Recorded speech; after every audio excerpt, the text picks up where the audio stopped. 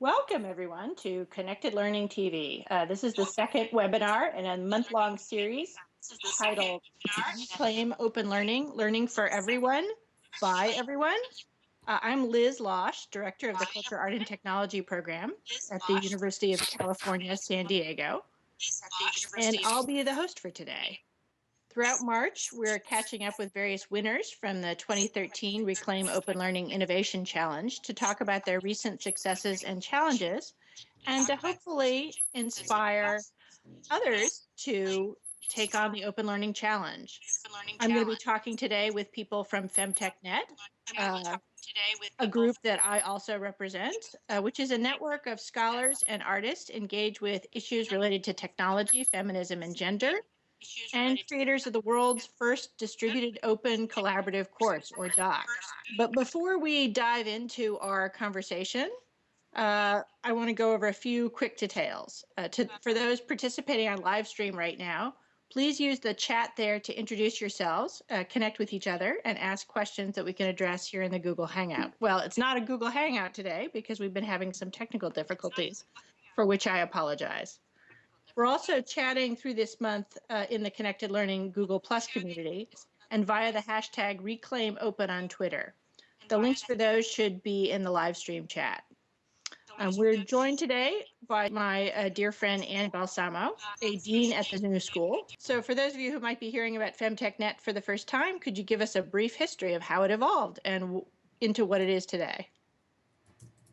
The distributed open collaborative course was an experiment to network instructors, students, learners, and interested parties in various locations who wanted to talk about and discuss and learn more about topics having to do with feminism and technology. So the whole kind of point of doing the DOCC was to reimagine the notion of the MOOC, the massive online open course format, to reimagine it as a platform for bringing people together who wanted to discuss and explore topics having to do with feminism and technology. So this was a learning experience and a learning experiment in the use of networked infrastructures that was really driven by a need or a desire to bring people together who are really kind of dispersed across institutional locations and geographic kind of places, to create a platform where people who are dispersed could come together and talk about things that we don't have kind of opportunities to do among a lot of us in any one institution.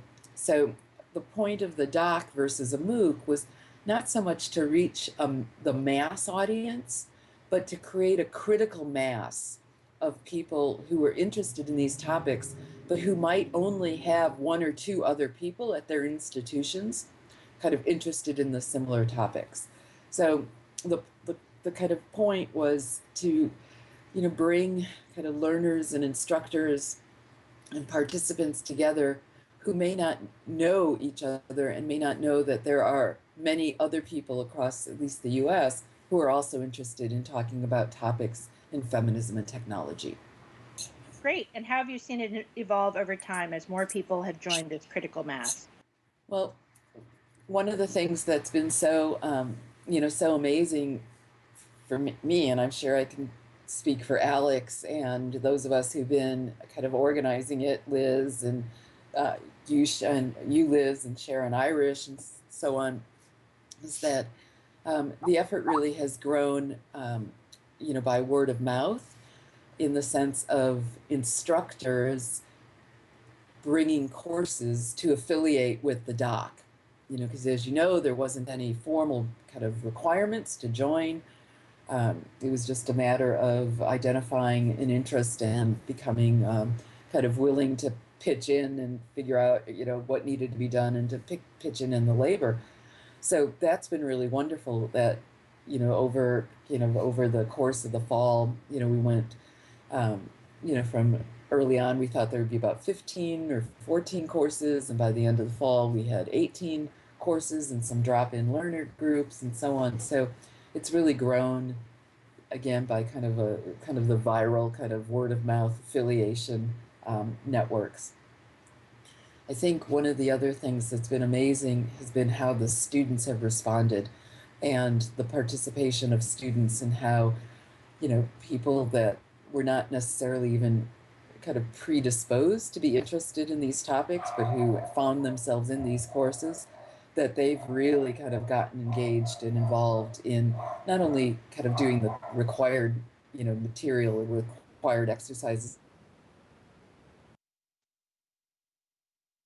and done kind of many other projects. So, Susie Farrell, Susie and Jade are, two examples of students who worked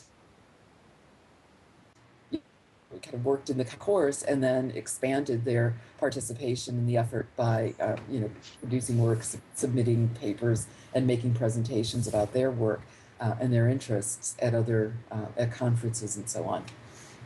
Yeah, I think that was one of the impressive things about seeing FemTechNet activity last week, was that half the presentations being given, of the 6 presentations that were given in a 2-day period, were presentations given by students.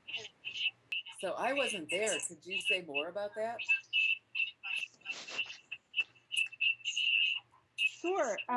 So Erica Chang and Monica Sengel-Jones gave a presentation about FemTechNet.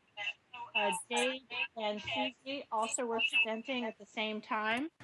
And at the same time, Ari, who is one of the students in the Claremont group, led a critical code studies workshop on feminist code. So as an undergraduate student, she was actually leading an online workshop of scholars from around the world exploring the concept of feminist code. So it was a pretty exciting weekend for FemTechNet. And at the same time, the DML conference was happening. So I was in Boston, and then there was the event at Berkeley happening. So it was a pretty, there was definitely a nexus of activity. So what is it about the design of FemTechNet that makes it so important for students to be representatives and spokespeople? And why is validating the student voice so critical for FemTechNet when you compare it to the MOOC?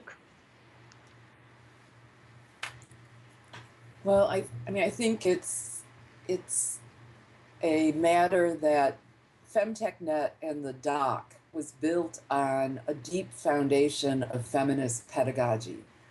And, I've been engaged in discussions on feminism and pedagogy since, the early 1990s, right? The late 1980s. So this, this learning experiment, has really been, part and parcel of what we have been talking about, feminist teachers have been talking about for 20 or 30 years. I'm probably a little older than you are, but I know, Alex Uhas is a contemporary of mine, and she too, has been engaged in discussions about how do we rethink pedagogy? What are the kind of commitments of feminist pedagogy, feminist instructors that are designed to manifest, feminist political values kind of in our teaching practices and, and kind of in our classrooms. So I think that, one of the things the DOCC manifested from the beginning was it was going to be built on an understanding that feminist teachers bring to the classroom, which is that we are not the only ones that have knowledge to share, that everyone who walks into a classroom and participates in a learning, a learning activity, a learning exchange, a learning situation has something of value to bring to that, that learning encounter, that, instructors are not the fonts of great wisdom and with students positioned as empty vessels, that is never, that is that has never even been a kind of serious consideration of feminist teaching, that we've understood from the beginning that everyone brings knowledge, biographies, values, understandings, insights to the learning encounter, and that the project of feminist pedagogy has always been, how do you facilitate the learning encounter so that what everyone brings to the situation can enhance everyone's understanding? You know, with a commitment that those who come to the learning situation, those who are positioned as instructors or teachers and so on, have a responsibility to guide the learning towards, towards a common goal and towards an end that is valuable. So it's not the case that it's a flattened hierarchy entirely that would suggest everything is up for grabs and that students and teachers are equally positioned in the classroom. But it's a fact that at base, there's a recognition that everyone brings something valuable to the classroom experience, and that instructors are vested with the responsibility as elders or as guides, to facilitate the learning experience so that it brings, I think, everyone into new insights and new understandings. The commitment of engaging students wasn't just a kind of a faddish kind of understanding of empowering, new voices or so on, but it was built on a deep foundational understanding that everyone who comes together in an encounter around learning has something to contribute to the learning experience that unfolds. So I don't know. I mean, for me, I don't talk about it as validating or as empowering, because no one empowers anyone else. I think what I understand it as is a set of practices of facilitating the kind of collaborative kind of project of making knowledge together. That leads in really nicely to my next question, which has to do with access. So openness can mean many things to many different people teaching with technology. So why is open learning important to you, and how do you define openness? Well, that's a really great question. And I know that you've written a lot about this, so I probably end up cribbing you to answer your own question. But I think for me, openness is a capacity of engaging and inviting and facilitating people who have a wide range of experiences and knowledge to facilitate everyone making a contribution to a kind of a shared knowledge project. So openness for me is the capacity of not prejudging who has something to contribute and who doesn't, or who has expertise and who doesn't, but creating the conditions whereby people can come together with a shared interest to create new knowledge or to explore kind of new topics, and being able to facilitate the contribution of many different kinds of people, or many different people to facilitate the contribution to that shared knowledge project. So openness for me is not about saying, okay, only those who are registered in this course have something to contribute, or only those who are positioned as members of this institution have something to contribute, or only those who belong to this disciplinary tradition have something to contribute. For me, it's the capacity of facilitating contributions from a wide range of collaborators who you don't necessarily know what they're going to bring or what their interest is in the project, and being able to go with the flow and being able to kind of engage in the collaborative project of knowledge making, not knowing how the process is going to unfold. So I really liked what you said about disciplines, and it's certainly true that MOOCs not only have a sort of single source of authoritative information, but they also tend to be strongly defined by particular content domains.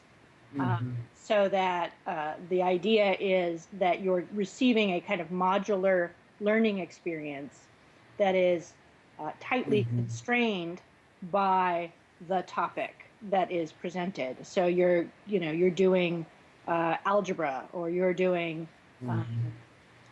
set theory, or you're doing a particular a topic that's highly constrained by disciplinary expertise. And one of the interesting things about the FemTechNet project is it has facilitated collaboration between people who might have very different knowledge bases. And it gives them the opportunity to discover that those knowledge bases might be complementary. Can you say a little bit more about some of the collaborations in FemTechNet? And particularly since team teaching has been an important part of the structure, how people teaching together often have this opportunity to cross disciplinary boundaries. And also the conferences that FemTechNet has organized have also been events that bring together artists, critics of science and technology, critics of new media, people who are focusing on ethnic studies, or people who might come from a more analog women's studies environment and are now exploring these new topics together. Well, I mean, I think you've mentioned some of the very interesting, critical, kind of cross-disciplinary influences for FemTechNet and the DOCC that we ran on feminism and technology. So, there were anthropologists, American studies, art educators, people with expertise in digital media and learning, people who study, feminism and technology and philosophy, science, technology studies, as well as those who are focused more specifically on gender and women's studies, ethnic studies, media studies, library and information sciences. So it was a dramatically kind of diverse group of disciplines represented among the instructors who taught the courses. And then many of those courses were themselves team taught by instructors who came from different disciplines. So for example, C.L. Cole, who has a background in women's studies and feminism, or science technology studies, co-taught the course with Sharon Irish, who has a background in library and information sciences, and Shara Vostrel, who is an STS scholar. So those three co-taught the course at University of Illinois, and their course really represented, readings and topics across those disciplines. Many of those disciplines are also, of course, cross-disciplinary and a melange of disciplinary interests. So I think the DOCC, the course in feminism and technology, as well as FemTechNet more broadly, is at base a cross-disciplinary effort. The question or the issue of disciplinarity hardly even enters into our conversations. We, in some respects, this is an example of a post-disciplinary project, where the disciplinary structures are really, they're kind of irrelevant in the organization of the course. Where things, I think, become really interesting is when we start talking about the ethics of our practice. And we understand that the ethics of participating in a post-disciplinary project require a set of practices that bridge kind of our disciplinary training and our post-disciplinary aspirations or post-disciplinary projects.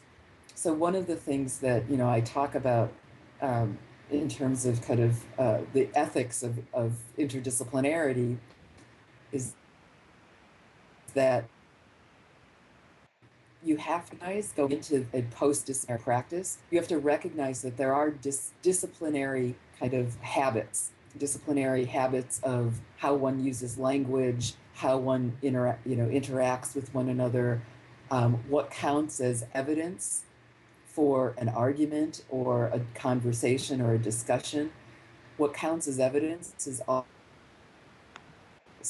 which means that if you're going to engage in a post-disciplinary activity, like teaching a course that has a broad array of disciplines represented, you have to be very respectful of the different practices that people use or engage in that may be coming from their disciplinary kind of training. So, the practice of using statistics to augment an argument, is very different than the practice of referring to biographical kind of evidence or historical evidence, or technology kind of capabilities and so on. So I think the question kind of coming out of the inflection coming out of kind of the question about open learning is when there are so many different fields and interests and backgrounds represented, that it really requires people to pay attention to their ethical commitments of how they engage and how they collaborate across differences, to recognize that you have to be respectful and understanding that people will engage in argumentation differently. They will engage in the presentation of evidence differently, that they will engage in the presentation of turn-taking and conversation very differently, depending on the disciplinary training that they will have had, or or their own kind of institutional training that they've had. So that response leads nicely to this question about what are the limitations of openness. And I know that that's something that you and I have talked about when we talk about the classroom as a safe space in comparison to the rough and tumble world of the internet. And certainly FemTechNet students, particularly those who've been spokespeople for the course, have had to struggle sometimes with leaving that safe space of the classroom and being subject to public audiences. What would you sort of say about that need to think critically about the trade-offs between openness and safety? And Liz, you and I, we absolutely have talked about this, because it's one of my deep concerns still about openness in general as a aspirational quality, and my understanding about what is my primary responsibility as an instructor who is institutionally positioned to have a kind of ethical, moral, and and legal responsibility to students who sign up in a contractual way to be students in a classroom with me. My responsibility and my legal responsibility to them is, of course, to maintain confidentiality, to protect their, and not in a kind of parental way, but to protect their process, to make the classroom a space where their learning process, which requires them to take risks, to act, to practice, to engage in new behaviors, to try out new knowledge. I mean, that is what learning entails. And the contract of becoming a student in a classroom is that I contract with you to do this and to make sure that I'm in a safe space, that I won't be kind of harmed in some way by participating in the activities that constitute learning, which trying on opinions that I don't know how to support, trying on ideas that are controversial or polemic or unformed or kind of unfinished. I mean, that's the learning moment, right? And those are the moments that we are in a classroom that is itself kind of permeable and open to those who aren't bound by the same kind of contract, who aren't in the classroom and under the same factors to the classroom. You know, everybody who's engaging in the learning activity in an open space, you know, we open ourselves up to, you know, to people who aren't bound by the ethics of the learning classroom, and, you know, who will be beholden and emboldened to shoot down ideas that are embryonic, you know, who will engage in ridicule and taunting and trolling and insults, because they aren't bound by the same mores and the same norms, and indeed the same kind of contractual kind of arrangement that this is a space of respect and protection and safety. So this is exactly the tension at the heart of the discussions about open learning, is that traditionally the classroom in its closed form, you know, was closed for some very good kind of careful reasons, not patronizing reasons, but careful reasons. That, you know, before I run, I have to walk. Before I walk, I have to take my first steps, and those first steps can be actually quite stumbling. As I stumble to create the bridges from what I know to what I will learn. And, you know, it's not pretty when I'm learning, you know, when I'm learning new knowledge, and when I'm learning things that are disruptive of my previous understandings, and I'm learning things that are going to be disturbing to myself and disturbing to the way I understand the world. You know, I will act out. I will be provocative. I can be contesting. I mean, I've been in classrooms where I've as a student where I've been brought to tears because I've been so kind of moved and transformed by what is going on in the learning that is taking place. And, you know, to be doing that behind closed doors in a safe environment was a godsend for me. I don't know how I would have felt if I were doing that kind of work in an open space where it was on display for people who were not so respectful or sensitive to the learning process. And I think you bring up an important theme for the FemTechNet project, which is recognizing the importance of affect and emotion in learning, which is certainly something that cognitive scientists have confirmed as a best practice. But often the emotional part of interacting in an educational situation does get discounted by those who are advocating for the one-to-many model of the MOOC. You know, we've talked about some of the ways that openness can sometimes pose its own challenges, and, you know, students can be put at risk. What have been some of the biggest challenges that you've faced with FemTechNet, and what were the solutions? Well, you know, I can talk about my own class that I taught last fall, and here are some of the things that, you know, that I was surprised by, and I'm not sure I handled always in the best way, but again, things that took me by surprise. So now I'm talking about my experience in a classroom at the New School in my course that was part of the DOCC. And I had assumed, given that the topic of the course was dialogues in feminism and technology, I had assumed that most of the students who were going to be in this class, it was an undergraduate level class, would have had some background in feminist theory or women's studies.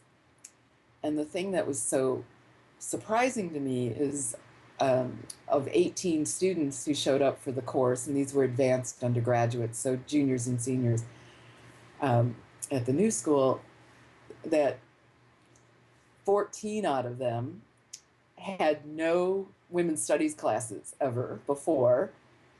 And so this was their first women's studies class, and for the majority of them, this was their first class that was overtly identified as a feminist class. And several of them had never really had topics of identified as feminism kind of discussed in any of their classes in cultural and media studies.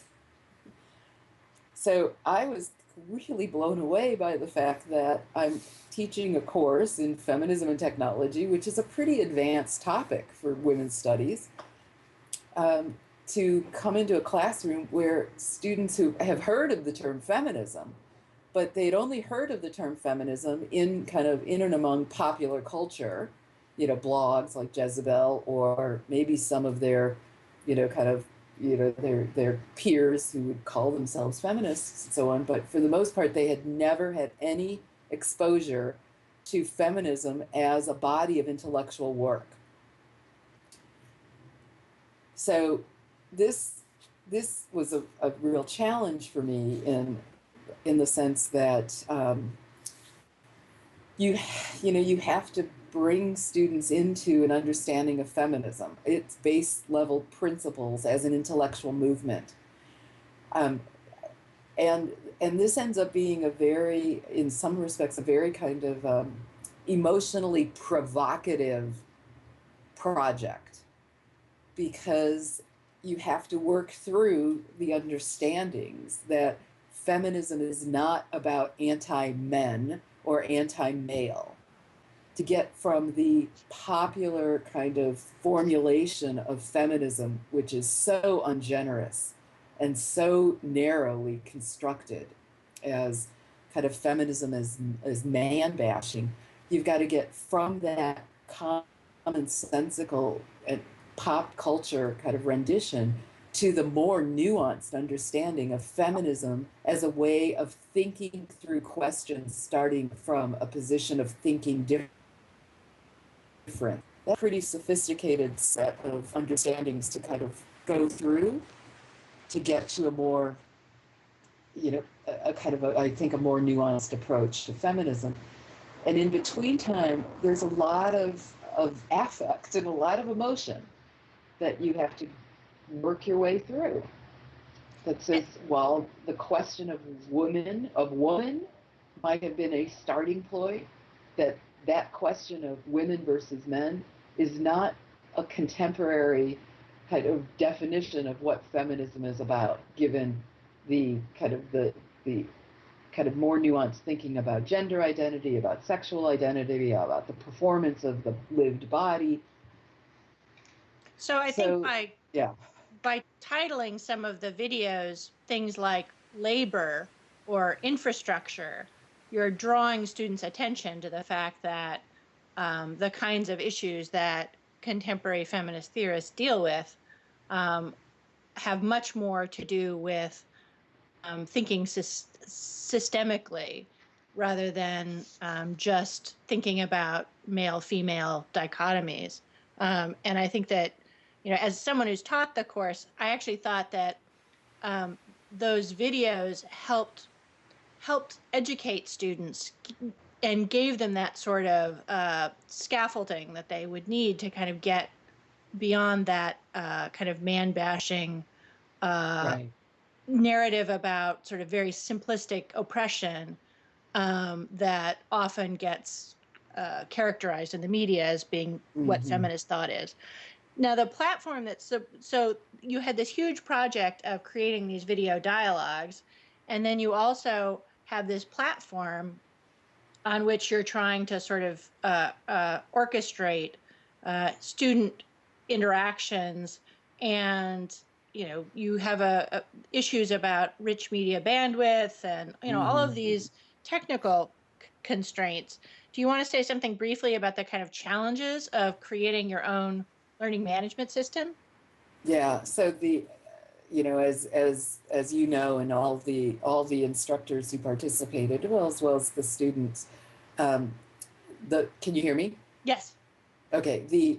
The challenges of finding the right technological platform to serve as the stage for the course was the massive kind of headache of the course.